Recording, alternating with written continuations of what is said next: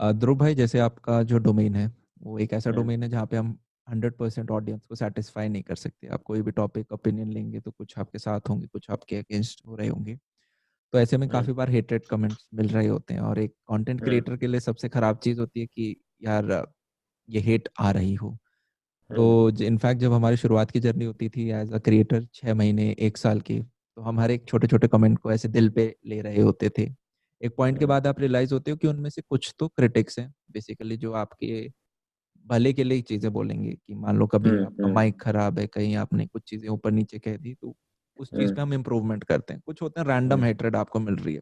एक स्टूडेंट हम्म पर्सपेक्टिव से उसकी लाइफ में भी ऐसे उसके दोस्त होते हैं कभी कभी, जो उसका मोराल डाउन कर सकते हैं कि या भाई तेरे तो हम्म 70-80% आते हैं, तो तुम हम्म ये हम्म चीज नहीं कर सकते। कभी कभी पेरेंट्स ही बोल देते हैं कि तुम तो निकम्मे हो, तुम्हारे बस की हम्म कुछ नहीं है, तुम तो बेरोजगार निकलोगे, कुछ भी। कभी आपके रिश्तेदारों ने कुछ चीजें बोल दी। तो इस हम्म प्रकार से हेट्रेड को कैसे देखा जाए? क्या हम ऐसा सोच लें कि यार किसी व्यक्ति के पास जिंदगी में इतना समय है कि वो आपको हेट दे रहा है?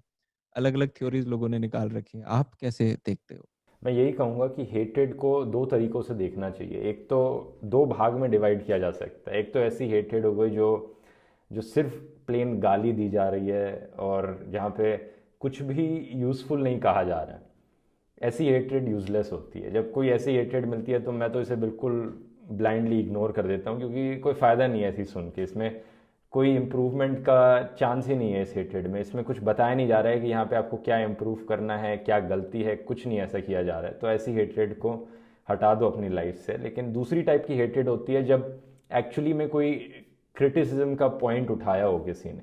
जैसा आपने कहा कि किसी ने आपके खिलाफ लिखा है कि ये तो क्या बकवास वीडियो है, क्योंकि इस वीडियो की ऑडियो क्वालिटी ख़राब है।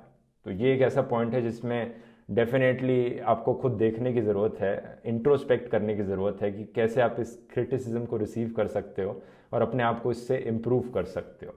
तो जब भी कुछ पॉइंट बताया हो कि ये आप गलत करते हो, ऐसा नहीं करना चाहिए, उस हेट्रेड को अलग तरीके से हमें लेना चाहिए और उस हेट्रेड को एक्चुअली कंस्ट्रक्टिव क्रिटिसिज्म की तरह लेना चाहिए कि हम अपने आप को इम्प्रूव कैसे कर सकते हैं। ऐसे में जैसे मेरे पास रिसेंटली एक बच्ची का ईमेल आया था। उस बच्ची ने कहा कि हम्म जो मेरे पेरेंट्स हैं वो मुझे पूरे टाइम टोकते रहते हैं कि मैं पढ़ती नहीं हम्म हूँ, या फिर मैं ज़्यादा ध्यान नहीं देती, मैं ज़्यादा फोकस नहीं हूँ। वो मुझे हम्म समझने की कोशिश नहीं करते हैं। तो स्पेशली टीनेज में काफ़ी बार ये होता है, बच्चा अपने ईगो के साथ भी कभी कभी उस चीज़ के साथ कर लेता है। कभी कभी कुछ केसेस में पेरेंट्स भी ज़्यादा प्रेशराइज कर रहे होते हैं अपने बच्चे को। हम्म तो वो कैसे देखे उस डांट को? बच्चे हम्म काफ़ी बार हम्म दुश्मन बना लेते हैं अपने पेरेंट्स को।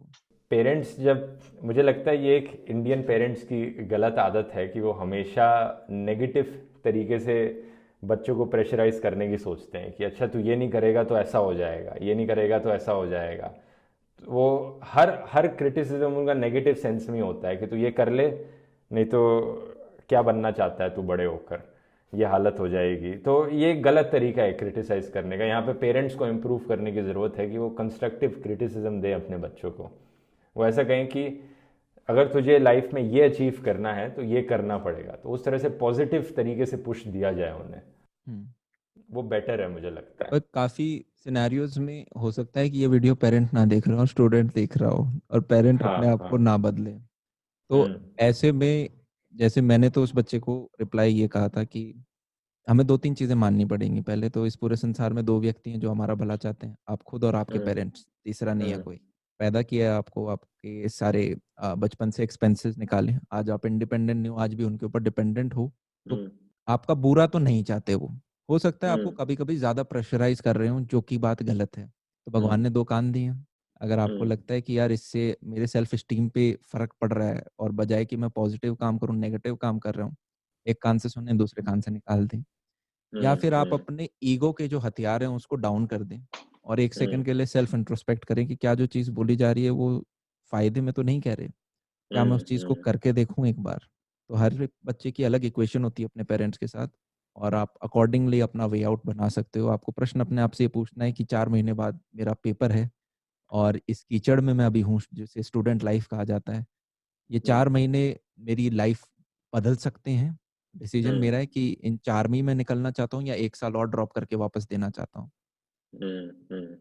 ये सही बात कही आपने जी। लेकिन मैं ये कहूँगा ये वैसे ही वही सिचुएशन होगी जो हेटर्स के साथ होती है। मतलब अगर वहाँ से कोई भी नेगेटिव क्रिटिसिज्म आ रहा है पेरेंट्स की तरफ से भी, तो उसमें देखने की ज़रूरत है कि वहाँ पे कुछ कंस्ट्रक्टिव आपको लगता है। और मोस्ट ऑफ द केसेस में होगा ही, क्योंकि वो पेरेंट्स हैं, ऑब्वियसली आप ही के पेरेंट्स हैं, तो कुछ आपके भले के लिए कह रहे होंगे, तो उससे अंडरस्टैंड कीजिए कि वो क्या कहना चाह रहे हैं, उन्हें क्यों ऐसा लगता है, और फिर देखिए कि आपको ये करना है और नहीं करना, तो आपको रेडी रहिए अपने व्यू पॉइंट को पूरी तरह से एक्सप्लेन करने के लिए अपने पेरेंट्स को।